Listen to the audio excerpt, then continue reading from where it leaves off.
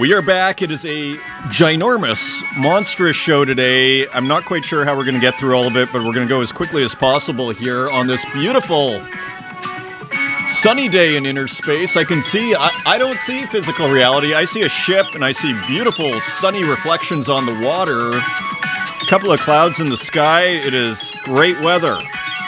Not sure what's going on out here outside the window, but I know where I am. Artist Journal, November 20th, 2023, broadcasting from deep in inner space, sunny inner space. My name is Adrian Pocobelli. Welcome back. And again, we'll probably just have to, as always, we're going to have to run through this and make it, just do our best. We're going to do our best as I always do, and as you always do, as we always do, my friends. So let's begin. Of course, Gogolitis, many of you have seen this before. This weekend, it was hard not to look at. Basically, a version 2.0 of the reality simulator device. And let's actually just quickly look at the title, Am I an AI? So just for your information, remember this work, which came out, I believe, in February 6th. And right around that time, we did a Twitter space, Runetoon and I. And what was so interesting about that is Gogolitis was saying that this was similar to basically Plato's cave, the allegory of the cave from Republic Book 7, famously in what's sometimes called the first novel, interestingly, of all time, or at least of the Western tradition, with Plato's Republic, interestingly. I think that might be an overstatement, but it's not crazy. It's not crazy at all, actually. So I brought up here a quick, so the allegory of the cave, which actually is important. Basically, Gogolitis was saying this work here, this 1.0 version of what we were just looking at, was basically an allegory of the cave. You see the circuitry, almost like Descartes' brain in the bathtub, right? Where it's like you have the bathtub full of chemicals and you have a brain, and basically that's our situation. You have some like wires coming out of it, and that's us. And really our whole illusion of, being in the physical world is just us in a vat of chemicals. Kind of similar to that as well. And so very quickly on the allegory of the cave, actually, we don't need to read all this. So basically the allegory of the cave is people are in a cave and they are chained up and they're looking at a wall and there are shadows on the wall that are flickering because there's a fire behind them, and then there's things passing back and forth in front of the fire. It's almost kind of surprisingly complicated, if you ask me. I would have actually framed it differently. I would say there's an entrance to the cave, and then people are walking by the entrance, and the light coming in is flickering against the wall. Whatever. There's a fire behind, and then things are coming in front of the fire, but behind the people who are looking towards the wall. So they don't see the fire. All they see is the shadows, and they think that's reality. Okay, and then someone gets freed, comes back and tells the others, hey, that's not reality, and then they're mocked and shamed by those people who are sitting there. And so kind of a, just a lesson in, because, of course, Plato had a, bone to pick about Socrates being put to death, and basically is saying, well, that's what happened to Socrates. He was telling you what was actually going on, and you guys killed him because you couldn't handle it. So interesting. So all to say, Gogolitis was basically mentioning this as kind of an allegory of the cave. So here's 2.0. Am I an AI? Am I an artificial intelligence? Which, of course, is the topic of the weekend, really, AI, with everything that happened there at OpenAI. And so let's just look at it. So the brain is circuit board. We see this quite beautifully minimal processor here. I love how minimal this processor is. There's just 4 little pixels that are kind of blinking here, and these wonderful colors, which, as you saw from the 1.0 in February, continue to evolve here. And you really do see what seems to be an evolution here as this seems to get more and more. It's almost like this is the HD version, as you see by what looks like a 16:9 ratio here. It looks like it would fit a TV perfectly. And you get all these beautiful kind of almost metrics are being, biometrics are being figured out, sliders, all these little devices here. And you got to love the little tracer on this work here. And then it's almost like all the vital signs of the AI and here, and then this is going. One of the things that makes Gogolitus's animation so great is they go along different cycles. This will be going faster than this, will be going slower, and this will be going in between. And then, of course, the circuitry kind of electrifying through the work is also going at a different speed. So all of it just creates this sense of life, this sense of artificial intelligence, this AI with these stunning colors, these very subtle, stunning colors here. So a brilliant work by Gogolitus to get us started here. And the way it works, if you've already collected some Gogolitus and you have 10 pieces, you can put an offer in. You don't have much time. I'd do it right away because it goes for sale at 6 p.m. European time, which is basically noon in New York. So you don't have a ton of time, 28 Tezos. If you don't, then I guess you are at the mercy of the market. And it'll be listed for only 30 Tezos. So I imagine it'll go within a minute or two. So cool work from Gogolitus. Taking a look at the comments, and thank you for all the comments there on Screensavers as Art. House of the Model, thank you, Poco. I really appreciate the further elaboration on Lorna Mills. And need to simmer on your reflections on the role of art criticism in the culture. I really appreciate the comments of my audio-visual piece for the ONBD Sound and Vision exhibition. Very cool, nice people. The role of art criticism, it is kind of a mixed role because you still want to have the venue, of people being able to say stuff, and why shouldn't they? And it's kind of an important role, but put it this way, I mean, the problem I have, I'll tell you, the people who I pay attention to, who say things about art, are artists. The people I pay attention to who say stuff about books or novels are other novelists, because I feel like they, have a certain credibility. Put it this way, let me reverse what I'm saying. People who haven't written a novel, who are commenting on novels, to me have a huge credibility gap. That because they don't understand the day-to-day, like it's all abstract, like they haven't suffered, in a sense, like Lorna Mills here, hard-won experience. If you listen to that Twitter space, as many of you have, the Lorna Mills insights to me were clearly from experience. And there is a credibility that comes with kind of having suffered the scars and the wounds of actually trying to make an art career, right? Or actually writing a novel, getting it published, and then people liking it. These are not like, a lot of people would like to do that, and it's really not easy. So when people have done that, put themselves on the line, as you do as an artist or a novelist, artist in the grand sense, you put your ego on the line. And even there is vulnerability that maybe an art critic who's just safely away opining, giving their, thoughts on everything might not really, they just don't have that, so there's a credibility gap.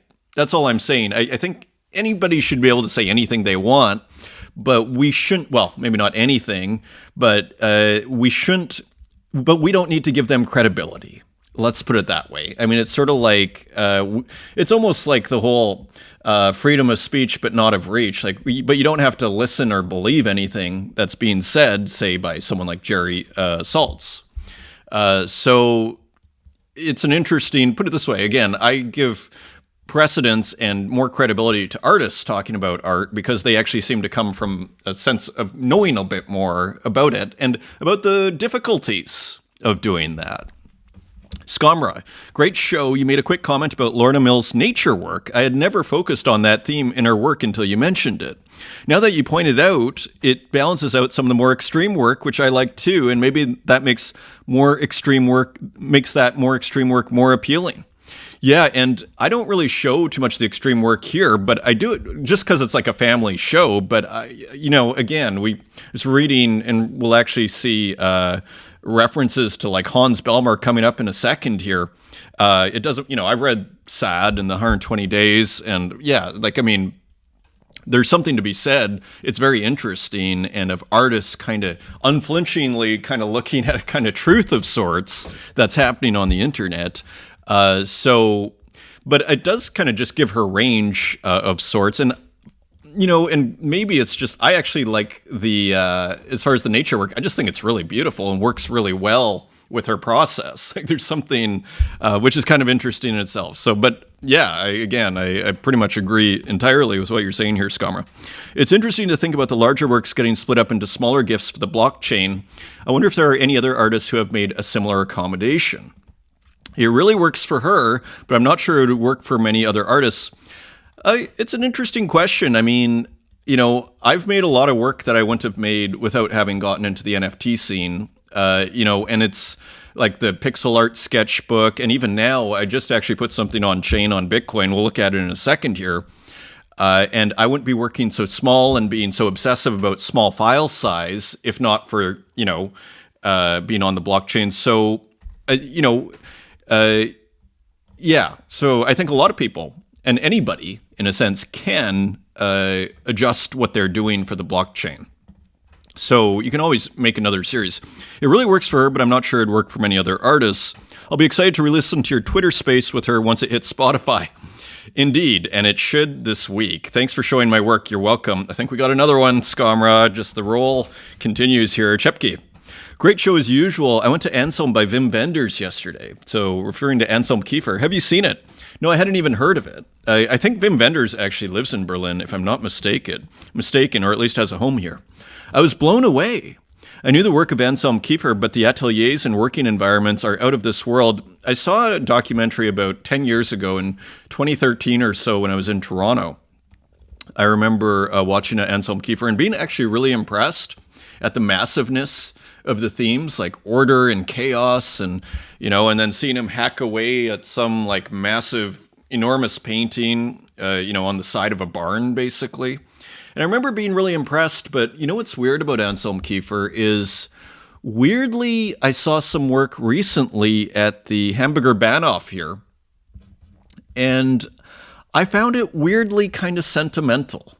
Kind of melodramatic and over sentimental, and almost those same things that impressed me originally, I kind of wasn't buying as much. And even the aesthetic process, the technical side, the technical side of things, the technical poetry, I'm tempted to call it, didn't appeal. Like it didn't seem to be standing up.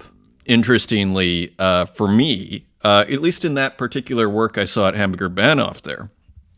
So I've kind of grown, a lot of artists over time, you kind of grow more skeptical of. Anselm Kiefer is one of them for me, but I don't really look at the work all the time or anything.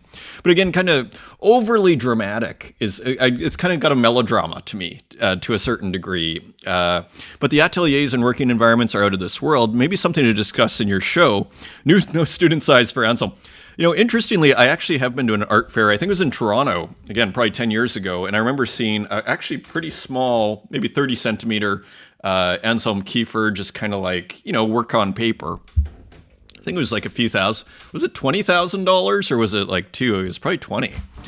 And that work I was actually quite impressed by. So yeah, interesting. I hadn't heard of that. That sounds interesting. With regards to Rafik Anadol, I would say his success is more interesting than the work. His success is the artwork. You know what the problem with this argument is, though? Because you often hear it of like kind of musicians like, that you might not love getting to the top of the charts and then go, oh, but look at how successful she is. Therefore, she must be good. Or he, right? I'm thinking of Lady Gaga there because I was quite skeptical when Lady Gaga came out. I was like, what is this? And why is it so popular? Like, what are the corporations trying to, send our way? What are they trying to program us with this time? And then this is the answer I get, but look at how successful she is. So she must be good. So just kind of interesting. The aesthetics seem to be extremely reliant on one specific tool developed by Insidium called X Particles. So really interesting. So one software. Nevertheless, he has created a podium for himself and it is working. Yeah, I mean, again, to me, this is not a defense of the art, though. Like what I would have liked at the end of the day is a stronger defense of what he was doing and why it mattered to him, why he thinks it matters. There wasn't too much of that. And so, again, it does kind of raise a few flags here. And in a sense, this comment doesn't really help the argument either. But, whatever. Interesting comment. Thank you, Chepke. Cilieri AI GM, everybody, as always, thanks for these jewels. Absolutely. Glad you enjoyed the show. And Radayanki, thanks a lot, Adrian. I feel less ignorant after this. Well, a humbling comment from the great Radayanki, the great pixel artist that got most of us into this biz to begin with, collecting and whatever for the first time. Screensavers as art. Okay, a few more comments here. Thank you, Nagar. Thank you for mentioning my works. Great show. Denirus, love the way you say El Bujo. You got to work on my Spanish. And Michael Hughes, great to hear from you. Appreciate the feature twice today. Thank you. Good to see you. Took my tweet with a pinch of salt. Yeah, we can't take things, as they say, life's too serious to take too seriously. One of my favorite sayings. So yeah, all in good fun, as I wrote to Michael. And really cool to discover your work, Michael. Infinite Yay, thank you for the comments. Chrome, Chepke, Milaya, great to see your work as well. And LibroBlock, Toddy, and Almar, everything has been done before, so the screensavers as art has already been discussed. Again, I found it kind of a labored argument, this idea that screensavers are as art, but I'm not a huge generative art guy. So I could see the generative art people being like, this is a precursor really to a lot of generative art, or at least, kind of along the lines of generative art. So maybe fair enough. And thank you, Soz, Weber to you, and Y2K. Thank you for the comments. Sky Goodman, there is going to be a new, so a lot's happened since we last talked. It's official. The next Community Tezos event is coming. Mark the date, December 4th to 8th, Screensavers, edition of 10 to 20, ranging from 2 to 5 Tezos only. So these are the rules here. Keep it affordable, keep it fun, show us your take on a screensaver. This will be our hashtag, Screensaver Tez. So, if you're looking for new collectors, if you're looking to get your work out there, it's really, these little Tezos events, community events, are wonderful for discoverability because people will look for the hashtag and they'll just see what's available. So if you're looking to build your collector base and everything, that is a great way to do it. Some screensavers from Uxine for your outrageously vertical mobile devices here. And so just kind of funny work here from Uxine. You know what, this is actually what I wanted to point out here. You see these pixels, how some look kind of you know what this looks like to me? And I could be totally wrong. This looks like an awkward export.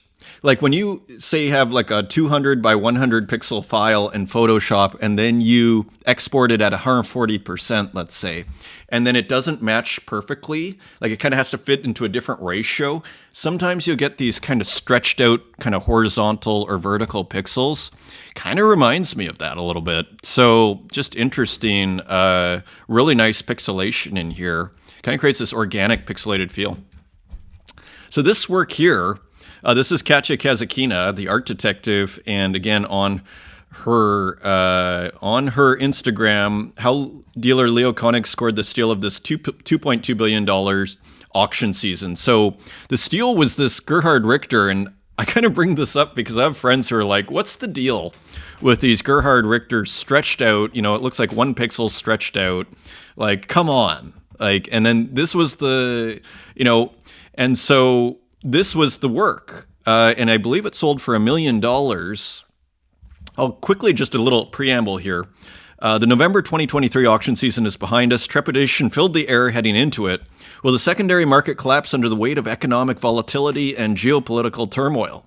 Will it shrug off current events as it has so many times in the past and continue marching to its own rarefied tune? This market still has a heartbeat. Sometimes it raced like crazy, others not so much.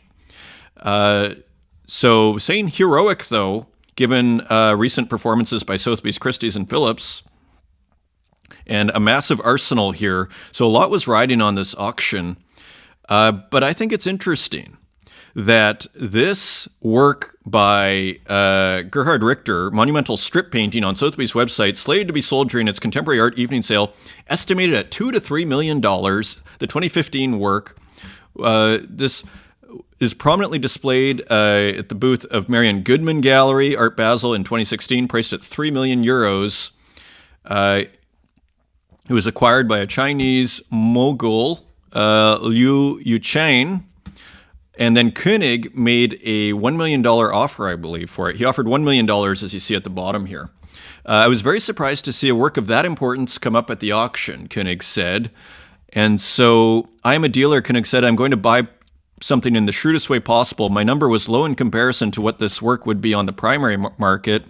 He offered half the low estimate. I was pretty sure they'd tell me to go away. To his surprise, they didn't. And I never thought they were for mere mortals. Now I own one of them. And maybe just, at the end of the day, everybody's just people. Like people who work at these institutions, people who run these big galleries, they're people like you or me, as far as I'm concerned. And so, that's why this thing went for like half of the bid, and you could argue he paid too much. Some people would argue that. So all to say, Koenig is bullish on Richter's market here. But yeah, just kind of interesting. I thought that sale. This was very interesting too. This is by Alpha Centauri Kid. Let's go to the video here. Pretty good, pretty cool looking physical here by Alpha Centauri here. So doing the unwrap, which is pretty smart. 2 of 3. Artist proof. You see the AP there? That's artist proof, if you can see that. AP, 2 of 3. So I guess there will be more editions. The artist proof can be controversial. How many do you do? Some people would say any more than 3 is pretty controversial. Some people will do up to 5, but it does become, it kind of looks like it's on aluminum, doesn't it? Which is an interesting way to print. I've never actually tried it, but I'm sure it's pretty vibrant in terms of your colors here. I guess that is Alpha Centauri Kid. So interesting just to see more physicals here. And Avante Art are the people who put it together here, as you can see. So as you see here, we make and sell fine art prints and sculptures in collaboration with artists. So interesting. If you're looking to get your work out there in physical form, look at Martin Brooks' oil painting, oil on canvas, with this really funky snake here. Just really interesting, bold decision making, and just really interesting. It kind of looks like a Martin Brook, doesn't it? Like a digital version. So even the colors, the spray here, even just the gradient in the background, just a very original artist there. Santiago Ruao, here I am preparing for a collective exhibition coming soon. So we saw some of these as physicals. I believe on Arzora there are some. And so here's a physical. Looks pretty good. And here's Tornado Rodriguez, found an old notebook. And really nice kind of black and whites here. And just a really cool, nice drawing, Tornado. Now here, and we have Belmer up because we were looking at this work here by Martin Joe. And I was like, this looks like Belmer. Hans Belmer, who doesn't really get too many shows, was still controversial to this day with all of these dolls and everything. And let me just see if we can go back. So this is Hans Belmer, a German artist, kind of grouped in with the Surrealists. And we'll see, here's kind of looks like that over here. I don't want to make it too big so we don't get censored by Twitter. But uses these dolls and was a very controversial, even to this day. He doesn't really get retrospectives. There is something at the Met. So, he is still shown. There's something by Tate here. So, but it's not put on the front page, let's put it that way, or on the posters. And here, this is what I was starting with here. What a fun series. Just got back to Montreal. Time to get off to their next homes. And so just more beautiful work here from Tezos. This beautiful portrait series on Polaroids, seeing them all together. The wood background kind of helps too, doesn't it? If I make a 1-of-1 as an NFT and the same as A3 print on 25 editions, it's okay or not okay? In other words, if I make a digital 1-of-1, can I sell an edition of 25 editions as a A3 print? I think you can. That's what I do, and that's why I actually had that other page up here. I'll show you in a second. I agree with Stippen. It's all good. Here, another, yes, number 1 signed edition for holder of 1-of-1. I saw others. So that's a kind of a different idea. I think you should be able to do it. Look at this Art Trade app. You'll soon be able to sell 25 physical editions in NFT, only available on one of one. So not okay. I think it's okay. And I mean, it's an interesting discussion. I mean, I was bringing it up here. Let's see if I can find what I had here. I was bringing up my page because I actually do this. So as you see here, so this is actually a physical, but I will have a digital version of that. I think I have a digital version earlier here. Let me just show you here.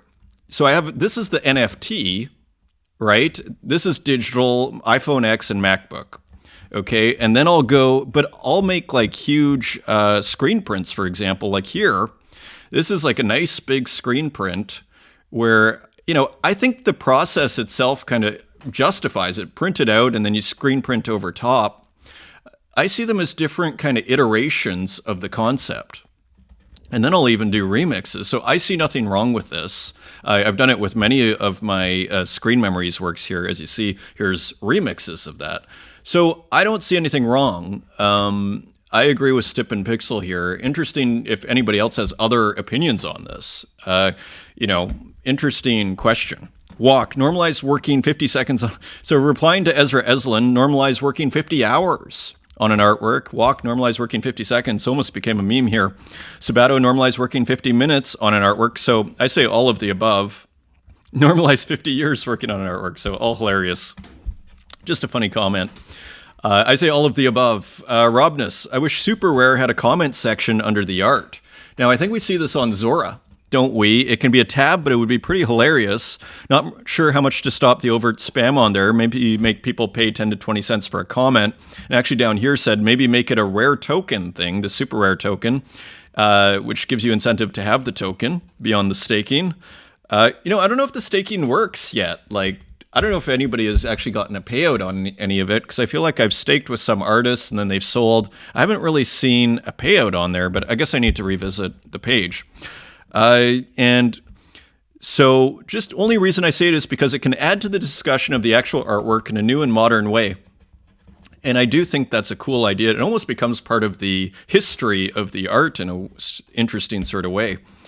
It's a way of participating, kind of being a part of that art piece to a certain degree, if you want to put your comment in and kind of be locked in there. And then again, you do it with the rare token, maybe it becomes like blockchain related. So it actually is there kind of forever. But again, could invite spam. But anyways, interesting comment. Walk. God bless Zora. Never seen bad work on the homepage. And I kind of echo that. They've done a really good job. I think it was Zach is, if not one of the main people, if not the main person curating that. So nice work, Zach, from Walk, as well as from over here. Art Gnome. For those keeping score at home, in the last few weeks, we've seen public criticism of NFTs and or digital art from Elon Musk, The Simpsons, and Jerry Saltz. Just 4 years ago in 2019, this would have been mind-blowing. Things changed so fast, it's hard to see it happening. So putting things into context here, courtesy of Art Gnome. And Sabato chiming in here, this is a good sign because none of these are considered cool anymore. If the relics of time past are the ones criticizing, you're probably doing something new and beyond them. And I thought this was interesting as well in the context of Elon Musk.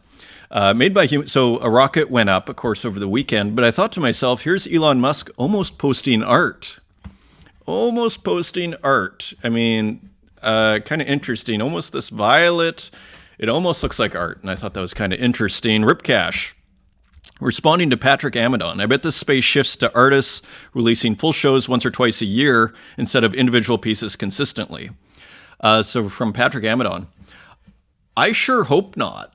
Is sort of my take. What's beautiful about the single images coming out is it's kind of like, from an entrepreneurial point of view, it's failing fast. It's not like, as they say, you want to do like a small version of your concept, whatever your business is, and you want to see if there's any traction. And if there's not, you want to maybe change it from a business perspective. So I actually really find the iterative, just putting a workout here and there. You can group everything at the end and then put out a solo show, so to speak. But I quite like the format here because it's kind of more open. You can see what works. It doesn't make you go, okay, I'm going to spend 6 months or a year on a project and then it falls flat, right? Someone was mentioning that the other day. It's nice we get this real-time response. Maybe it was Retro Manny. Ripcash replies, crypto art is closely tied to social media. Interestingly, the timeline as medium favors a constant stream of perpetual output, which kind of made me think, maybe 200 or 300 years from now, they'll probably have the social media feed as part of the, the retrospective or whatever it is, the big show that they have of a Ripcash show, 200 years from now. They'll show the timeline, which is kind of interesting. The artist timeline is as much a part of the art as each minted piece. Crypto allows for the creation of immutable digital artifacts, moments, snapshots of the timeline. Releasing a body of work in a physical or digital place can be a way to take a sustained pause or to summarize a period if it makes sense to do so. Both can exist in harmony in the same artistic practice and even complement each other. So all of the above. Interestingly. And finally, to take this discussion a step further, thanks in part to crypto and NFTs, the community surrounding a crypto artist's work could be considered a cross-platform extended medium. The community itself, interestingly. It kind of does, echo this idea of, Joseph Beuys' idea of the social sculpture. What if you were, again, he was like I think he was one of the founders of the Green Party in Germany, right? So you could argue Beuys might love this whole community idea as part of the overall work, right? I mean, it seems like Beuys was interested partly in how the work impacted the real world and how art could be incorporated into the real world. So you could argue community is another kind of play on that. One that can platform hop and recongregate into various decentralized self-organizing structures for a given experience, group chats, in-person meetups or events, Discord servers, etc. Creating art within the setting can manifest itself in a variety of ways, not limited to any particular technology or Web2 platforms, program set of constraints. So interesting comments from Ripcash.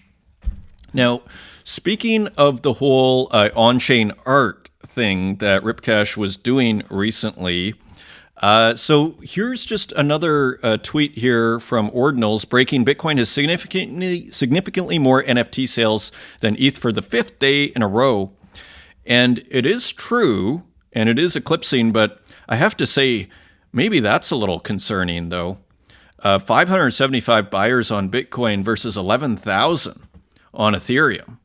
So that number seems to matter. That seems a little low to me, which is interesting. But nevertheless, Bitcoin, again, outselling by multiples Ethereum and Solana NFTs, interestingly. And Ordinals, of course, talking the Ordinals book, so to speak, or supporting Ordinals. Ordinals will eat the entire NFT market within 18 months. An interesting concept. Who knows the truth of that, but worth considering. And so in that regard, I just thought I'd show you this. I've been talking about it forever. I got Pocobelli.btc. I went to Magic Eden, is where I started out. And if you go to, I use Unisat as a wallet. There are two others, Xverse or Hyro. This is one way to do it. I am definitely not an expert. And I did inscribe a work. And so I just thought I'd show you that because I've gotten a couple of messages of people who are interested in this. And we've been following the story. So I put this work, it was about 4.5, maybe 4.9 kilobytes. Okay, so a nice kind of small work. And actually, here is the work. This is kind of the real size. It's probably 220 by 200, or maybe 250 by 200, something like that. And it's actually, when it's the normal size, it's super crisp. It's a GIF, right? And so this is, of course, a SH101. So I minted this. It cost me about $35 US in Bitcoin. And also Pocobelli.btc was also about $35. So just kind of a heads up there for those that are interested. And just kind of, as this is a journal, I have to note this. So interesting. isn't it? I haven't listed it yet. And this is actually something I also wanted to bring up. So, again, the hard-won experience. This is part of the process. This item does not belong to any collection, so do your own research. And so I think you have to go to creators.magiceden.io to make a collection. So then I was like, well, maybe I have to make like 10 more of these, and then I make a collection. And so yeah, because they're worried about people who are just kind of minting things and trying to take advantage of the community. So they have these messages here. Kind of reminds me of OpenSea with the verification check. So all pretty interesting. So just sharing the experience there. Artifaction 2, hot take. As a collector, my stance is firmly in favor of on-chain decentralized hosting for NFTs. Hosting. So maybe that's like IPFS. However, or decentralized hosting. However, it's clear to me that the permanence of any platform, including blockchain, is questionable over the span of 50 to 100 years. Therefore, I believe that ensuring longevity of an artist's work necessitates its transition through various preservation platforms over the years. On-chain isn't the end-all be-all. It's a make-sense narrative in current times, but my opinion is digital art will have to see many preservation methods over the years. So interesting. So I'm not sure, actually, when they say decentralized hosting for NFTs, maybe they are talking about being on-chain here, Artifaction 2. It's actually ambiguous there. So I'll just say it's still in the air. And here's RJ, GM Gang, just minted and listed my first on-chain piece, Narcissistic Tendencies. So we saw these works ahead of time. They're available on Foundation at 0.15. This particular work, thoughts, theories, and other pieces in the series below. I've been interested in on-chain art for a while now and been a big fan of the likes of what OXDIID Maximizing did, as well as Ripcash have been doing, and do check out the brilliant tools of Oxdeed. So I think actually Spiegel's Meskinen also mentioned Oxdeed, which I've used here, by the way. It's also struck me as I've been experimenting with line drawing that it might offer another way alongside dithering and more traditional pixel work to create small enough file sizes for on-chain inscription, which might achieve the elegance of restriction Pocobelli often mentions re on-chain pieces, reflecting on these pieces, the intent. So there is RJ inscribing himself, interestingly, on the blockchain. Kind of a cool concept, smart concept. RJ, if you're going to be on the blockchain, put the self-portrait there as kind of like the most kind of best preserved, best way of preserving it. And here is a work that was minted here at 0.15 ETH, Narcissistic Tendencies. And there is RJ, a cool, simple drawing. 6.6 kilobytes. So as you see here, again, for Bitcoin, that'd probably cost about $50 or $60 to mint. And that was minted on ETH, of course. So mech.txt, as we jump into the art here, a quiet town pixel art. So I guess this has finally been minted. Finally, an MS-DOS work has been minted, and just thrilling to see, thrilled and excited. The offers are coming in. I may have to put an offer in here too, so we'll see. I need to go to Mech's Twitter feed to see what the deal is here, if there is a deal. And so great to see the MS. The name of the series is DOS Age. Cool title, A Quiet Town. Figments with a stunner here. Beautiful, beautiful work. T3 and model ID 420, and just a beautiful work. Was almost started with this one. Gorgeous, gorgeous work. Kind of fits the screen beautifully here too. Love, love, love the horizontal lines here, right? It's kind of like an alternative pixelation, right? Like it's still got that retro feel.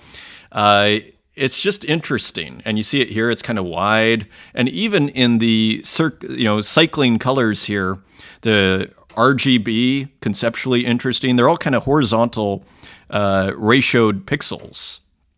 A very nice piece, stunner. And this is 20 Tezos on secondary. There's only one left of this stunner.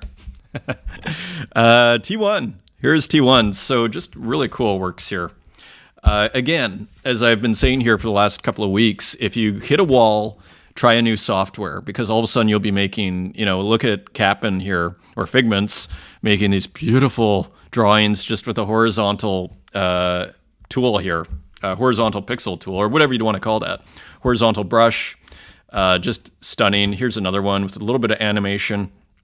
I think Cap'n uses GIMP for the animation part, if I'm not mistaken.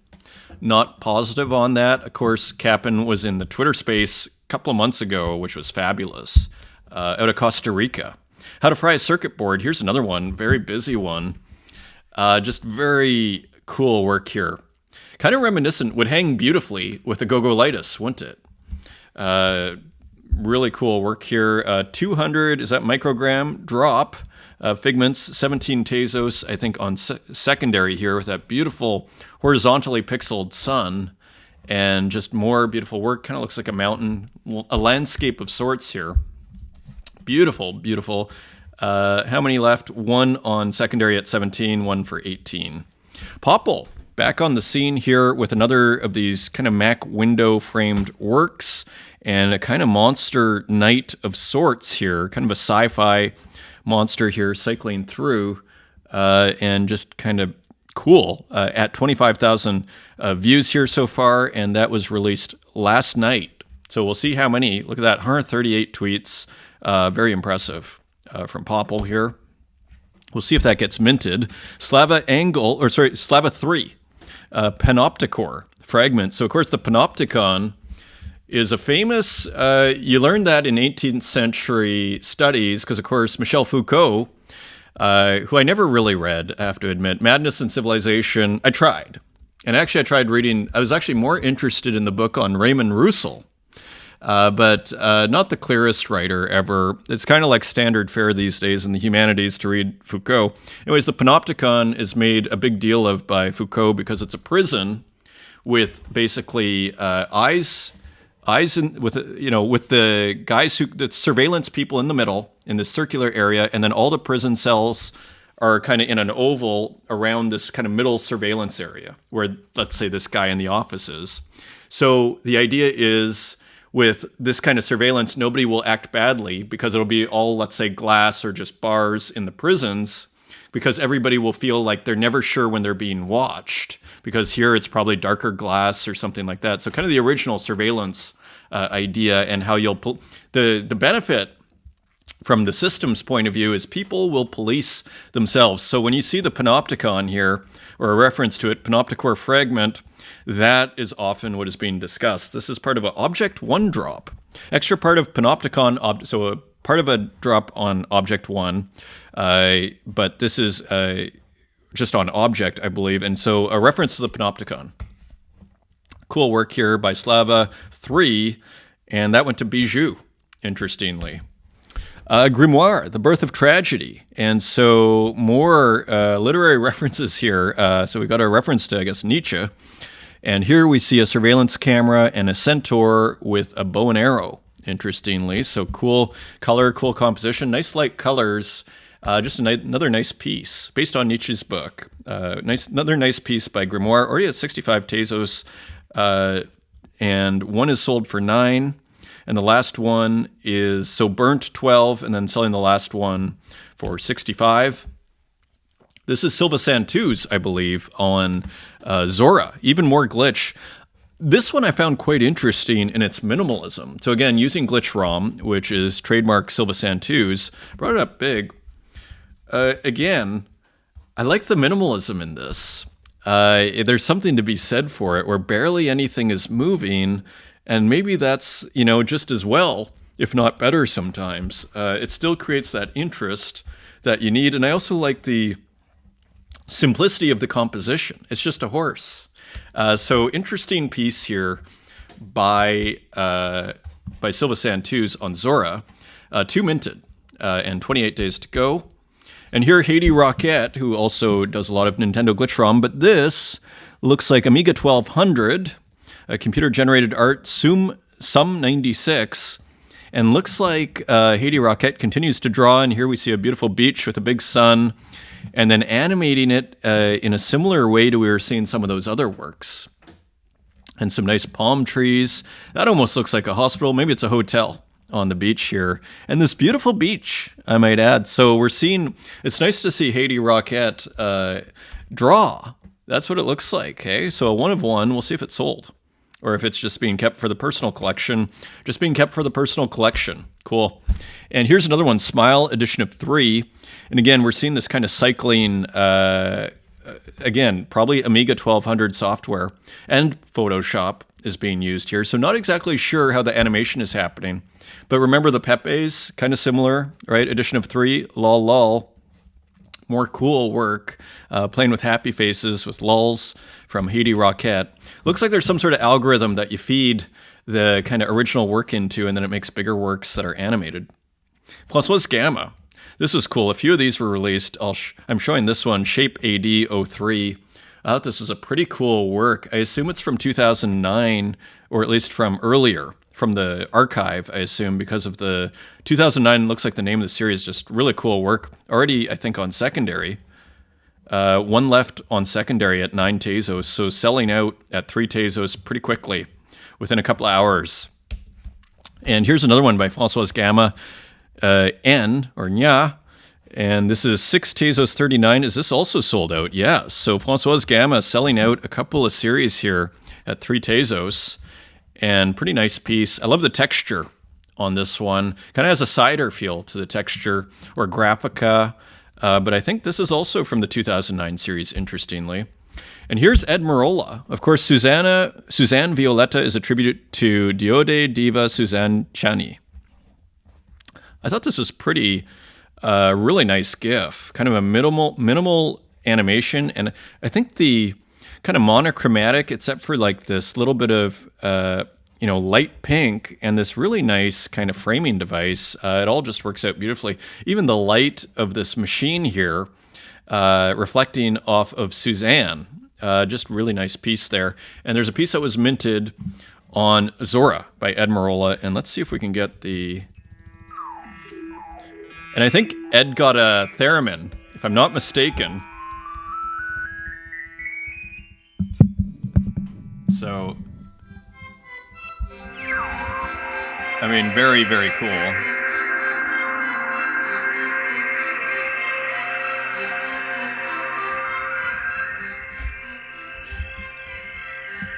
Just very cool work here. Let's see what it's minting for.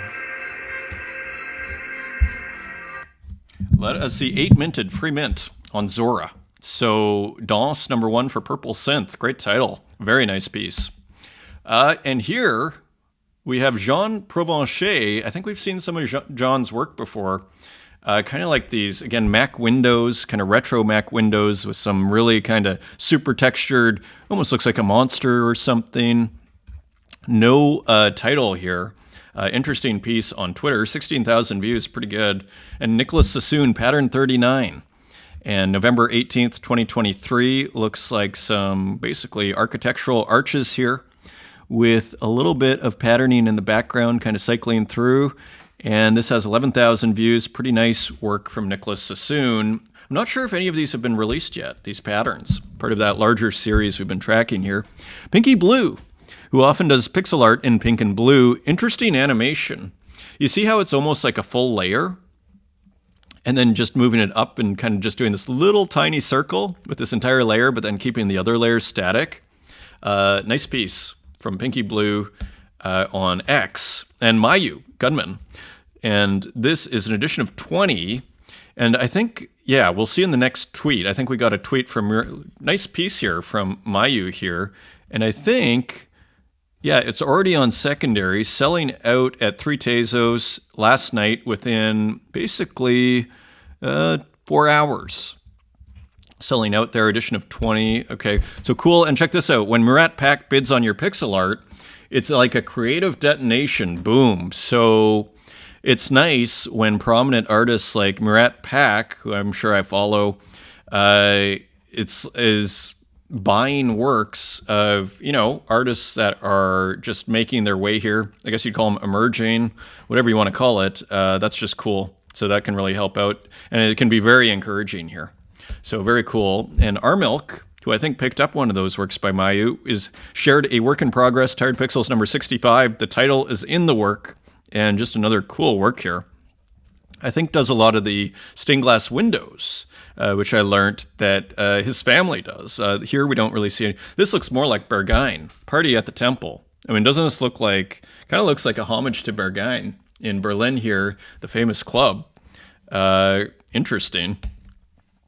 Rustic digital art Facebook story. I quite like this piece, just playing with internet iconography and even rendering it in different ways. Like this is almost like a pure like vector type sample, whereas other places it seems like we're getting more just kind of brushwork or just kind of drawing, manual drawing, as well as here.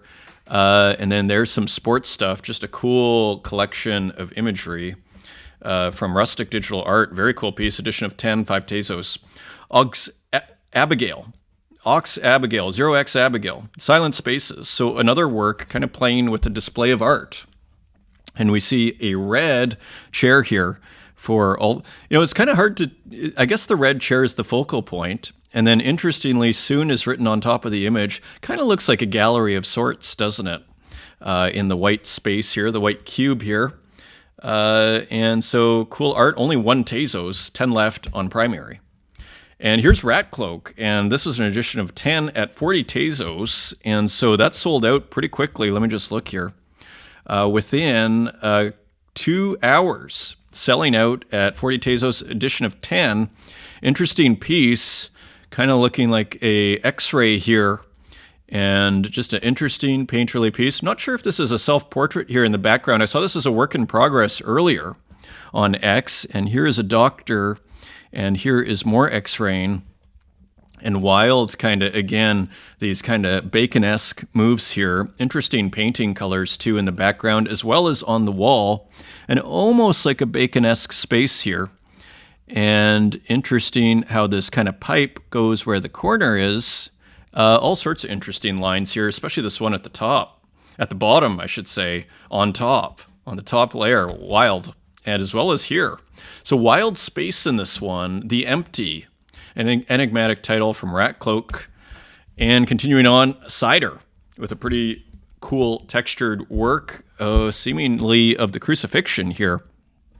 Unless it is from something that I don't know. Maybe this is from something else. Maybe it's another meme of which I know not. And so more cool work, 11,000 views for Cider. And of course, this is Graphica with, again, from this, I think using the opacity, the transparent backgrounds here. Take a rest, Anon Soul, with this beautiful fire. This original fire here with these kind of AI collage painting and transparency. Cool kind of reference to the foundation page here. You see the logo, the dragged out search bar. A really cool series here, super original. Tembo Mizmiz, also known as Mo SHIT, Void, Enjoy. So just again, putting these characters, I'm trying to remember what these remind me of, but just figures here on a flat space, very interesting. 1 of 1 for 15 Tezos. And I thought this was kind of funny too. Le Arte del Padrino. Oh, it's Padrino. New work, mint. I thought it was kind of fun. I like it. And I like the cruise ship here. Actually, weirdly, I think that's a cruise ship. That one really kind of impressed me. And then the sun, I thought it was just so kind of, what's the word? Just kind of quirky. I thought it was quirky, so quirky, you might as well mint it, is what I would say. Just my 2 cents here. The Hollywood sign, just kind of a bunch of stuff all at once. This, I think I saw in Curio Fringe's feed, and this almost looks physical, doesn't it? Weirdly enough. This is probably a physical.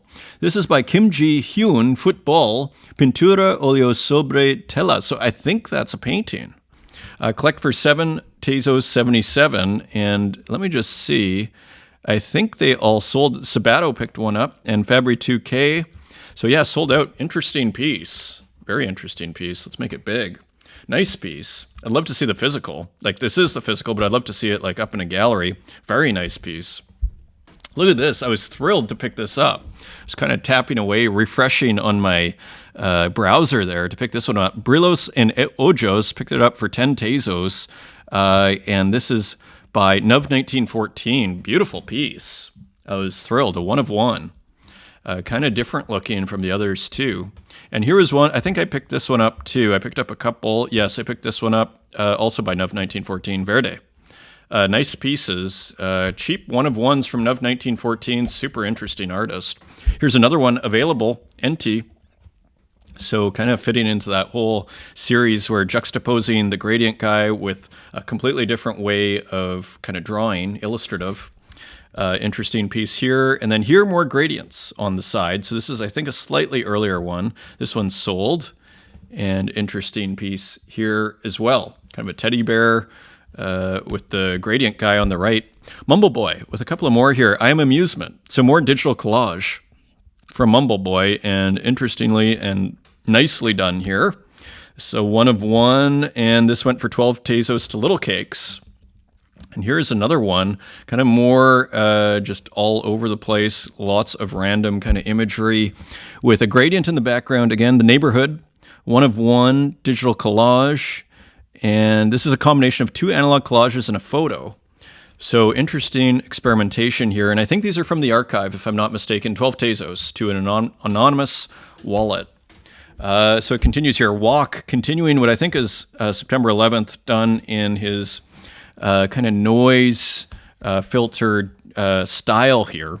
I don't know what the process is, but these are entirely digital, unlike the spray works, of course. Edition of 1.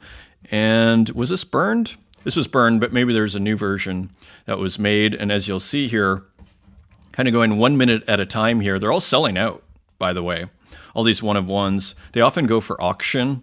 This is probably at auction, now 5 Tezos. So you can pick up walk 1 of 1s for pretty reasonable, usually, if you get lucky. Dylan, A View from the Bridge, another cool 1 of 1 here. And I love the use of physical kind of tropes, so to speak. And it almost looks like a physical work, but it's a digital artwork. Interesting move here at the bottom, too.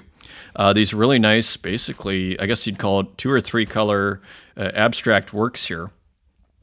Or maybe it isn't abstract. It is abstract, but A View from the Bridge. Interesting piece. Is that the sun?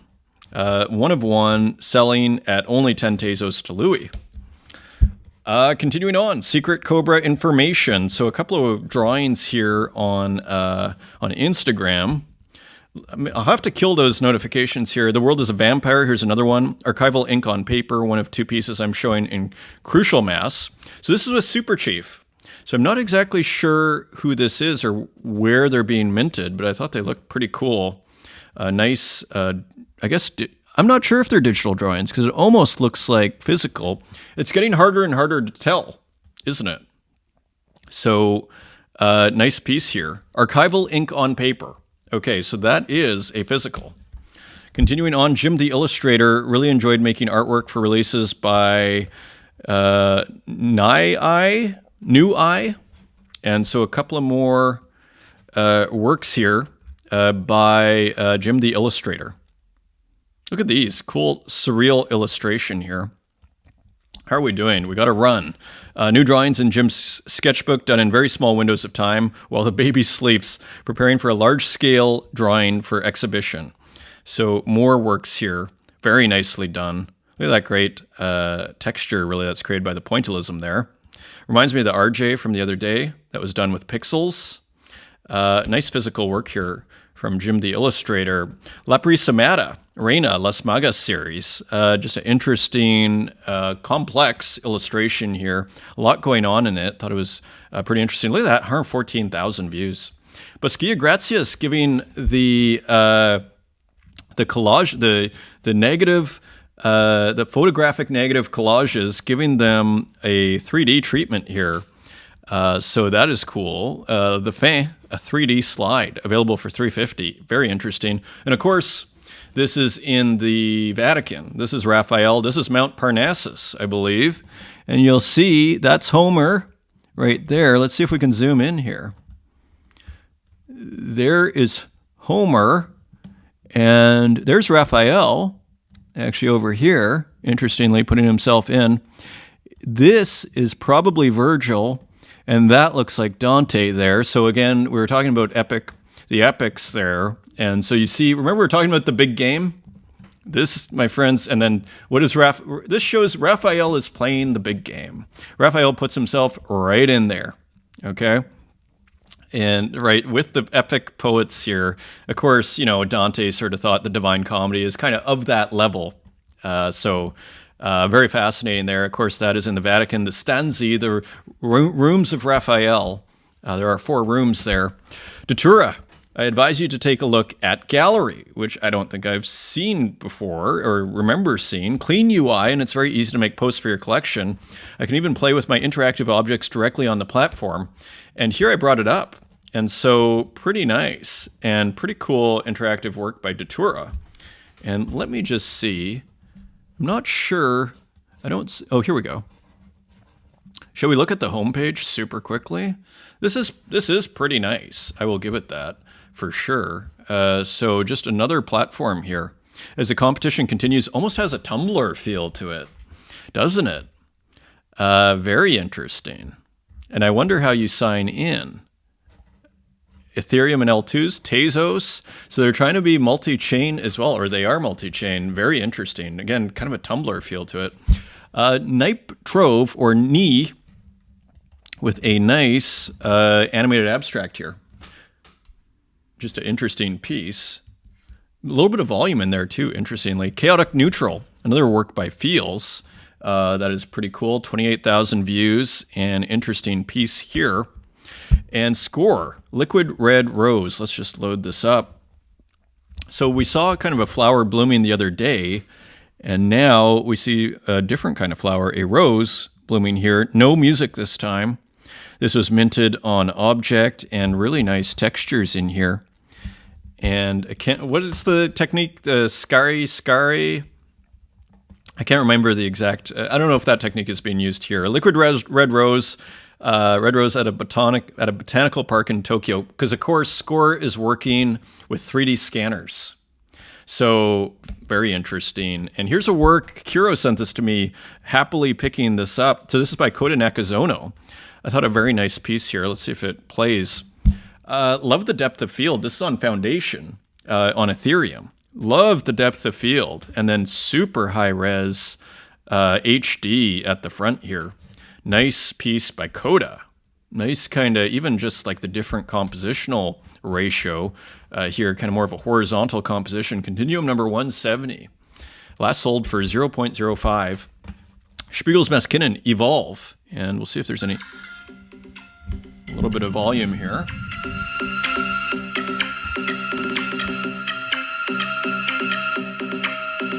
Pretty cool music.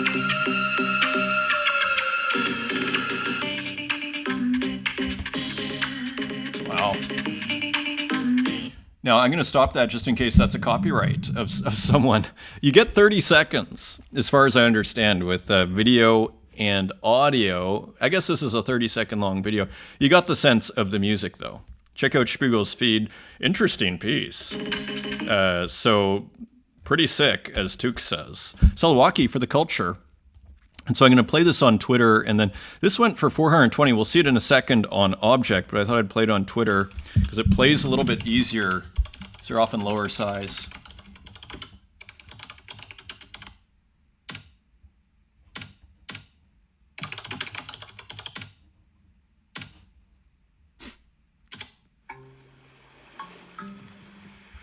Message sending.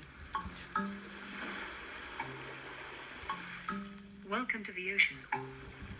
Message sending. We're almost there now. Message sending. Your message has received. I'm just doing a little bit of jumping around here for copyright reasons. And so you have to go to Salawaki's feed. And I think she was kind of making fun of the 420 and 69 for the culture, what people often price works at. It is part of the culture. You know, some people show skepticism towards these numbers and like, oh, you know, it's like not intellectual enough. It's about the culture to a certain degree. Yeah, minted reserve of 42.69. I mean, this went for 420.69 to Mikael Nilsson. So nice bid there. Strano bidding 70. It's a 1 of 1. And so nice piece from Salawaki. Sabato, this was super interesting. I love how GLB compression can turn any object into a piece of glitch brutalism. So this is, to me, glitch as philosophy here, as a philosophy, like in this work where Glub Poderoso's Chimera in a Cathedral is rendered into its most elemental form. The once iconic church is now a cubic frame holding an enigmatic chimera like a planet. So this church seems to have been turned into this cube here by using compression. So that is, probably export compression, which is super interesting. And to me, this is very illustrative why I'm showing it. First, it's an interesting concept, but it shows the philosophy of glitch, I would argue, and where you see it's kind of like using these technologies in ways that they're not designed to be used, but in order to get interesting effects. And here you get like a simplified church as a cube. Very interesting. And here's another work here. New NFT egg drops soon. This is Johanna Croft. And I thought this was, I don't think there's any volume, a very nice egg, isn't it? Nice kind of multicolored rainbow shiny egg. I thought really interesting piece here. And here's another video, Seren Su, CG, so kind of CGI stuff and mixed media, a freely changing space. Let's see if it, let's play a few, little highlight here. Covered with dry grass, gently soft. Cool audio. Cool audio again. The exhaust echoes everywhere.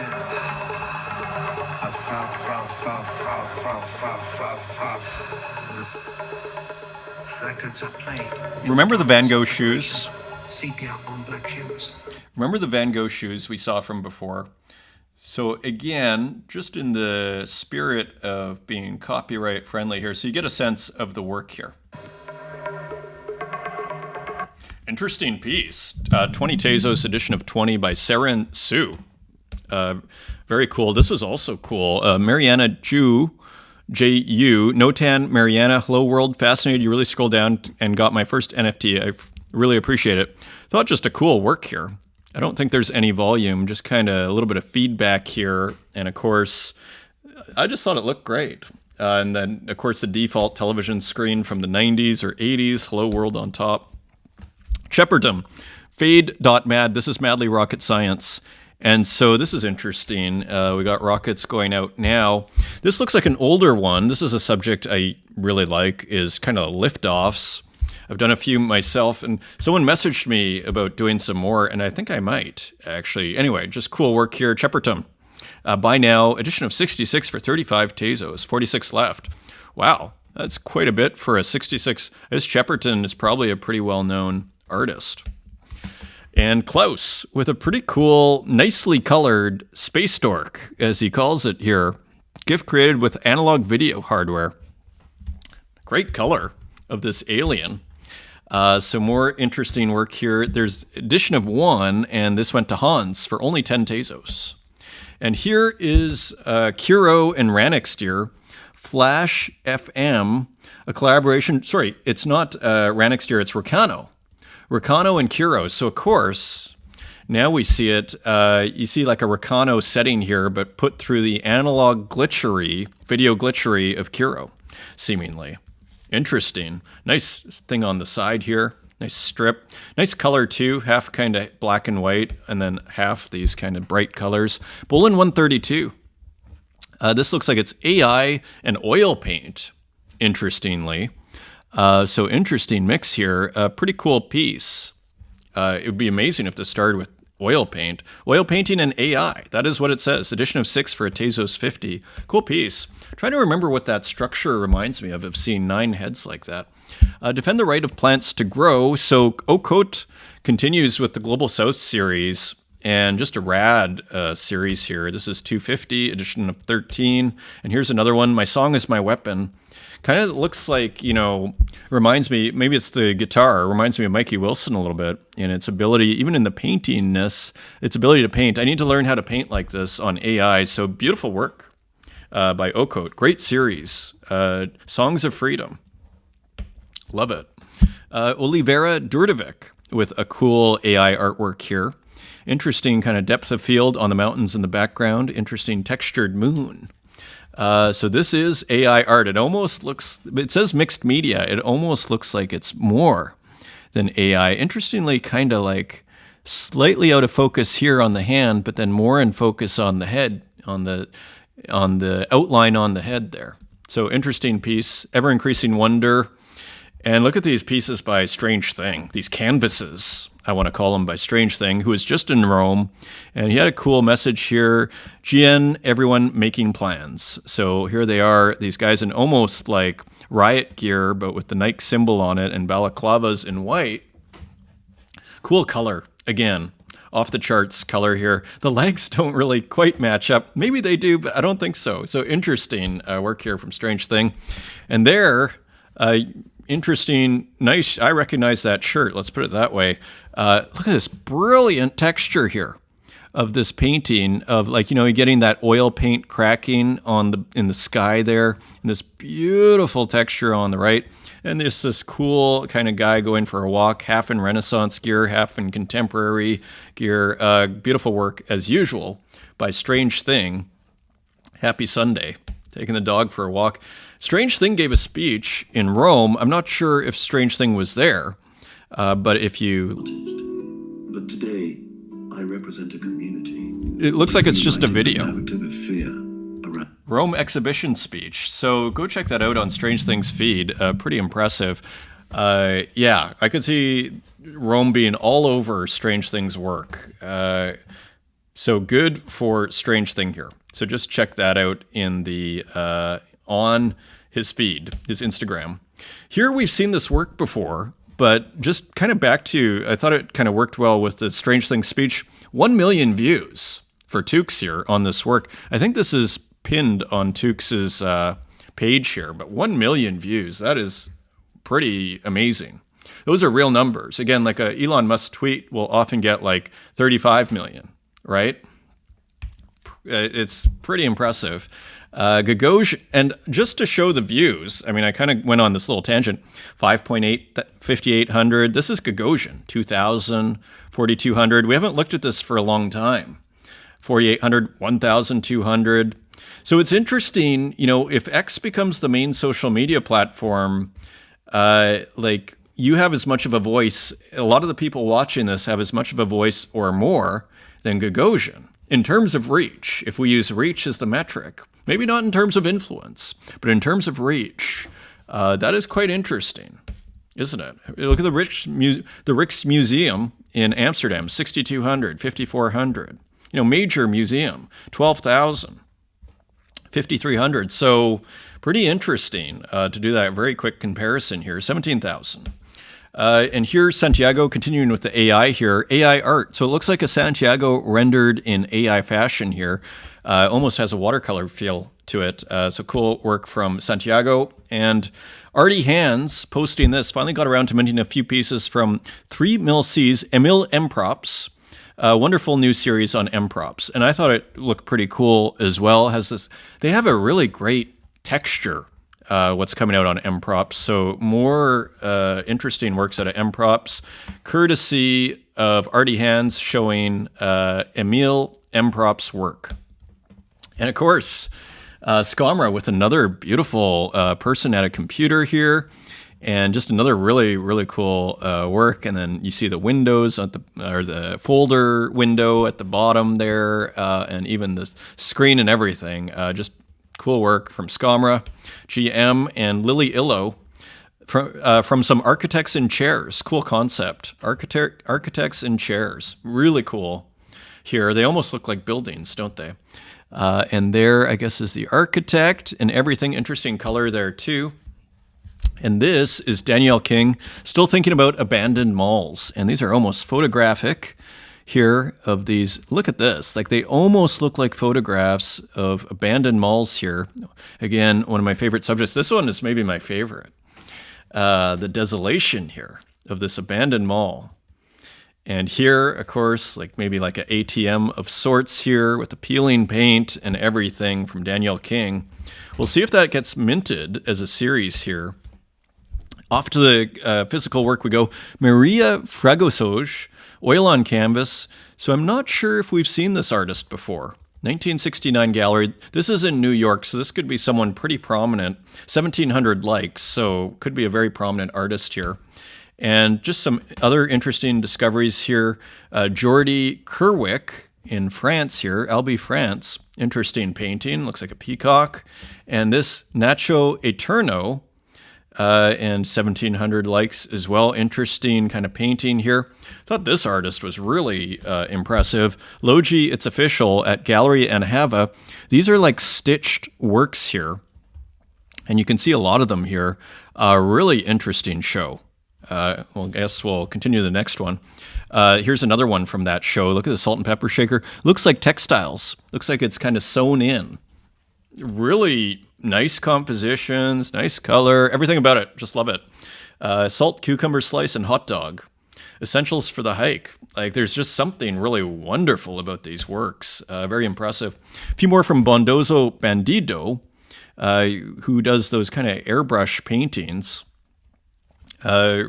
Cool, interesting subject matter and interesting treatment. Here's some more little paintings. Very prolific artist here. So nice pieces here. It looks like combining some acrylic paint in there. And 3-act story leads me to jail. Nice contrast between the acrylic paint and the airbrush, isn't there? Machine on foundation chick. And this is acrylic on canvas, 70 by 70. So pretty fun work here. Rooster with sunglasses. And Zoe Kim. Interesting work here. This looks like a physical. And Brian Ramales also here. And you even see the building of the work. Again, a lot of these airbrush artists out here, which is kind of amazing, isn't it? And this is interesting too. You see the power of the projector. That is what's going on here. This is projected onto a wall. And so, great way of being prolific. I'm a huge, huge fan of the projector. I haven't used one for a while because I'm kind of focused on digital, but very powerful tool. And, you know, like Roy Lichtenstein used the projector. Like a lot of people use projectors.